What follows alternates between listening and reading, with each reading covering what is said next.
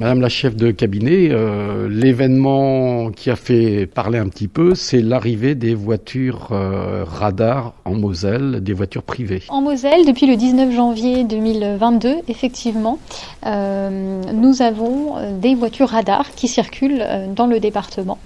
Elles ont deux objectifs.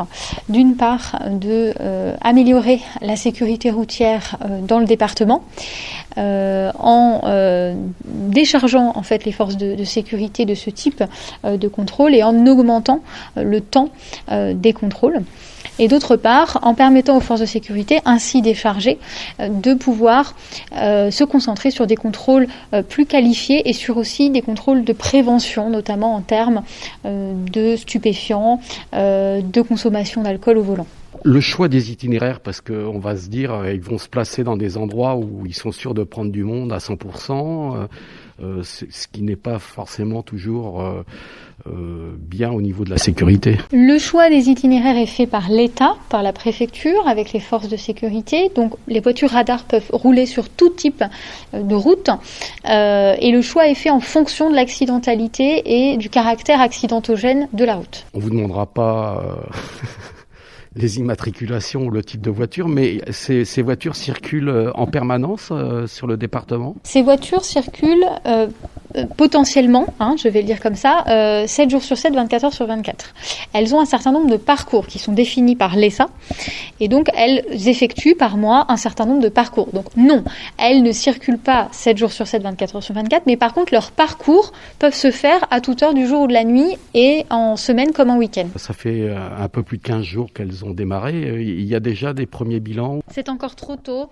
Nous aurons un premier bilan à la fin du mois de février. On va revenir sur la sécurité routière, puisque ça en fait partie. Quels sont un petit peu les chiffres et le bilan de cette sécurité routière pour 2021 ? Nous avons eu en 2021 une diminution nette du nombre de décès sur les routes de Moselle, puisque nous sommes passés de 39 en 2020 à 23.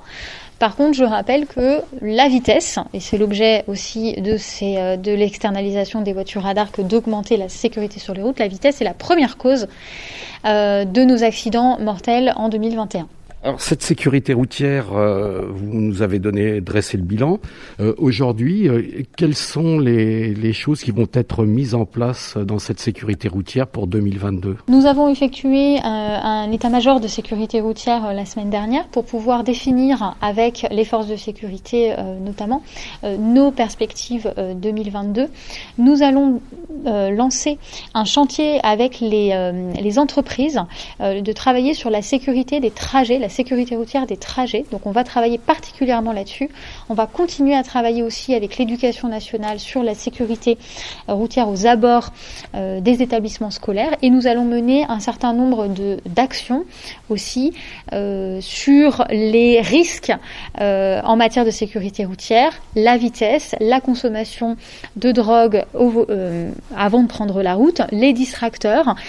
Nous allons aussi nous concentrer sur les personnes âgées. C'est aussi un public que nous souhaiterions, outre les jeunes, toucher plus particulièrement. De quelle manière vous intervenez encore dans les écoles ? Quelles sont vos actions concrètes ? Concrètement, on a plusieurs types d'actions. On intervient directement dans les écoles, effectivement, mais on intervient aussi lors d'opérations un petit peu coup de poing sur tout le département, donc à l'occasion de contrôles. Nous utilisons aussi les opérations d'alternatives aux poursuites pour un certain type d'infractions. Nous utilisons aussi les médias, donc c'est-à-dire avec des opérations de communication via les médias. Et puis récemment, avec la gendarmerie nationale, nous menons une opération dite sac à pain, donc avec des sacs à pain présentant un certain nombre de messages de sécurité routière qui sont distribués dans de nombreuses boulangeries de Moselle. Des alternatives à la sanction, des choses comme ça continue à se faire ? Oui, on continue à les faire, effectivement, en fonction du type d'infraction. Ça permet notamment, par exemple, à l'occasion de la Toussaint, lorsqu'il y a le changement d'heure, sur les équipements des véhicules. Ça permet en fait d'inciter les personnes, plutôt que de payer simplement la contravention, d'aller modifier leurs équipements, et c'est l'objectif, c'est leur sécurité.